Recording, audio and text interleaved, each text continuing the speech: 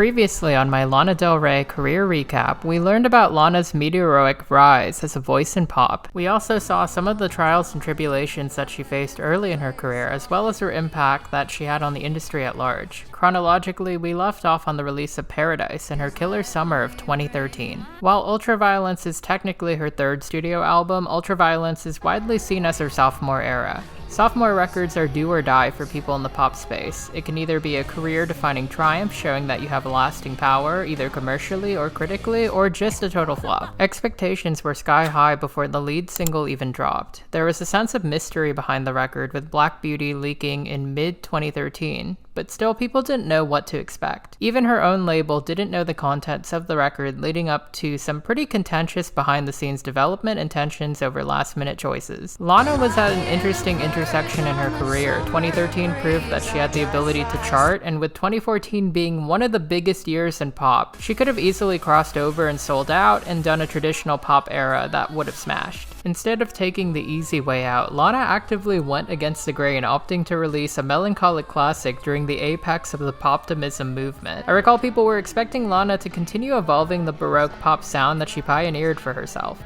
Only Rick Nowels was brought back from the Born to Die production team. Emile Haney and Justin Parker would not return until 2017's Lust for Life.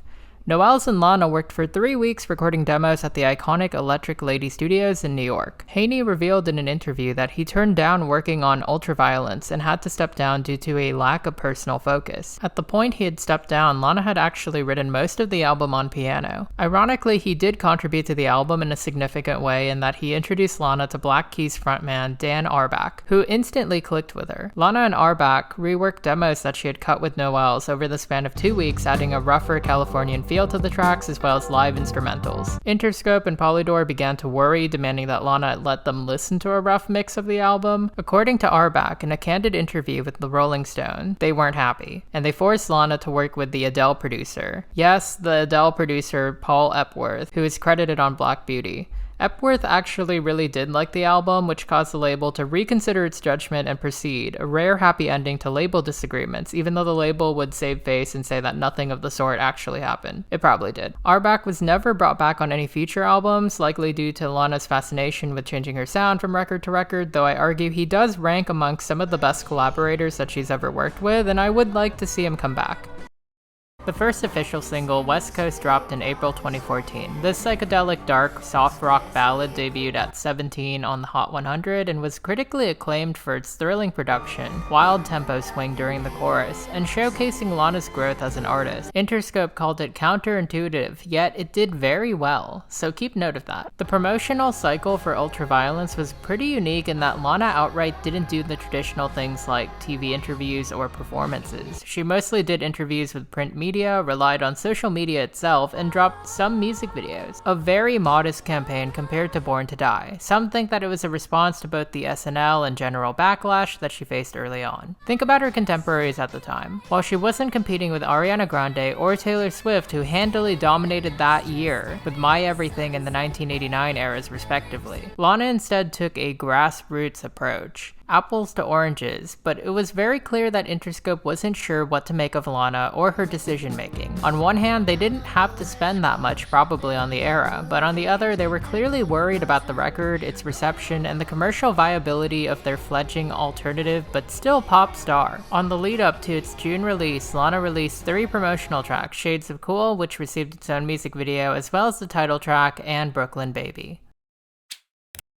Ultraviolence dropped on June 13, 2014 to positive reviews, a way better reception than Born to Die received initially. Many critics noted her improved confidence, praising her ability to commit to a cohesive theme and sound. Some detractors felt like it was more of the same, but overall people loved this melodramatic film noir cinematic album. It made many year-end lists and even is considered by some amongst the best albums of the 2010s, myself included.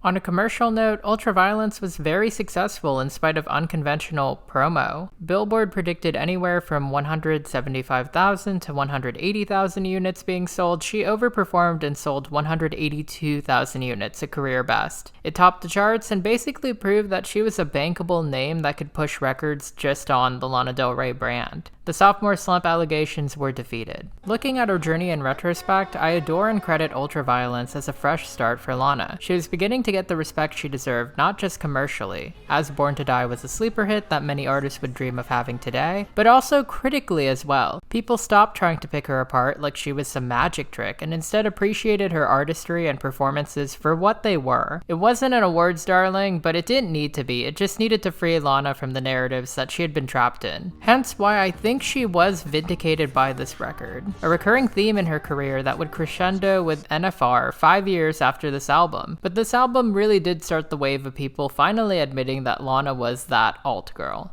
I'm just going to briefly re-review this record. Overall, this album is really stripped down yet cinematic. It is dark, dream pop, psychedelic rock perfection with a hint of jazz thrown in. I think that it aged wonderfully because it refused to date itself both lyrically and production-wise. It's a cult classic amongst fans for a reason, and quite possibly my favorite Lana record to this day. We could argue back and forth what this album is really about, how autobiographical it could be, or from a critical standpoint whether or not Ultraviolence Lana is a character or not, but I'm gonna look at this album from a persona-based POV from here on. From a thematic standpoint, the album really does seem to concern itself with control. Born to Die Paradise Lana was submissive, willing to turn over the reins of her control to her muse within her lyrics and visuals. If Born to Die Lana was a damsel in distress, Ultraviolence Lana was a femme fatale on the edge of breaking down and taking back control. Hence why this record feels so cinematic. While the narrative isn't exactly linear, there is a story about a woman who ultimately claws out of the clutches of an abusive relationship and faces the aftermath of it all. What exactly that relationship is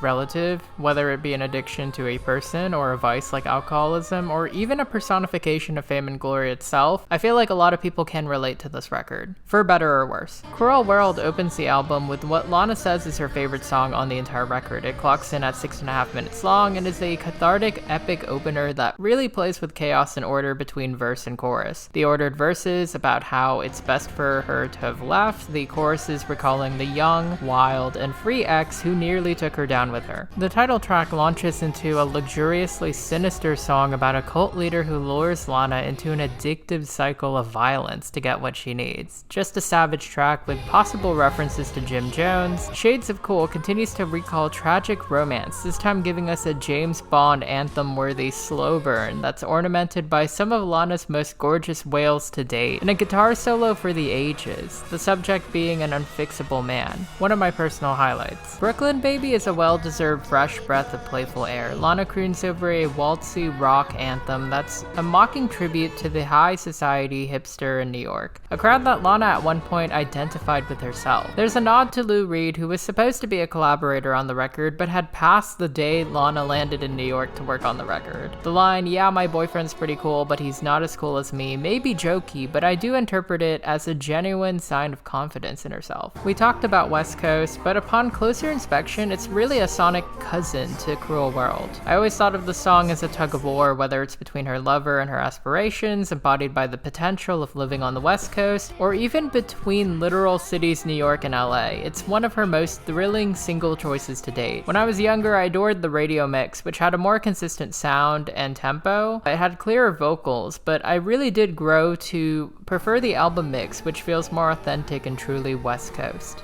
The back half contains a conclusion to the story of a young mistress and her older lover while addressing public beefs. Sad Girl is an on-the-nose declaration of her disenchantment. She's an accessory to this man, but she begins to fight back in the soaring bridge. Meanwhile, Pretty When You Cry finds Lana trying to find beauty in heartbreak. It feels like an ultimatum in progress of formation. Money, Power, Glory is an outright swipe at her detractors, where she embodies what they perceive of her, a cloying caricature built on vapid desires. F'd My Way to the Top, a wild title by the way, is a direct call out to an imitator who mocked her imagery and went on to imitate it herself for her own success. I will not speculate who it is about, nor do I encourage it because this was nearly a decade ago and I'm pretty sure the beef is squashed. Hopefully. Old Money is one of my personal favorites. It's part nostalgic pining for simple simpler days with the lines about her parents. Side note, her father is dropping a record this year, but it's also a goodbye to the past, whether it's the lover himself or acknowledging leaving New York for LA. It really feels like a closer, but then she ends the standard version with a cover of Nina Simone's The Other Woman, which I dare say may actually compare to the original. Lana owns the narrative of the song, fully capturing the tone and contextualizing it as a finale. The refrain of Alone at the very end reiterates the price of fame, escapism, and her art, crushing loneliness.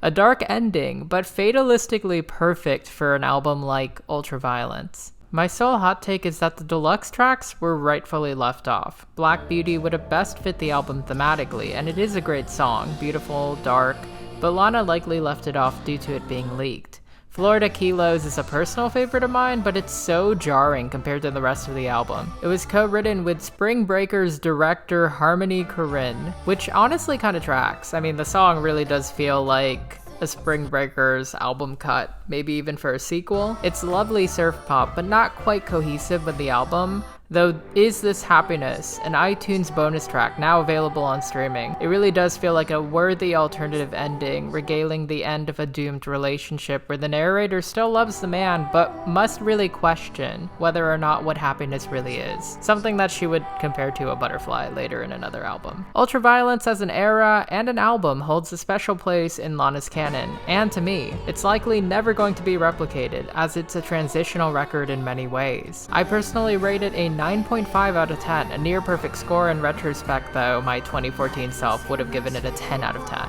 If you haven't listened to this album, please go and listen to it. Or re-listen to it again and really do think about it, like live in it, relish what it really means. And that concludes my video. Thank you so much for tuning in to part 2 of my Lana Del Rey series. I will continue to cover every single one of her albums until Ocean Boulevard comes out. A quick shout out to my members. Thank you so much for supporting me. If you like this video and its content and you want to keep track with the series or maybe hear my other thoughts on other albums and artists, feel free to like, subscribe, follow, comment below what your favorite track from Ultraviolence is, how you felt about the era when it came out, and how you feel about it now. And I will see you for next video.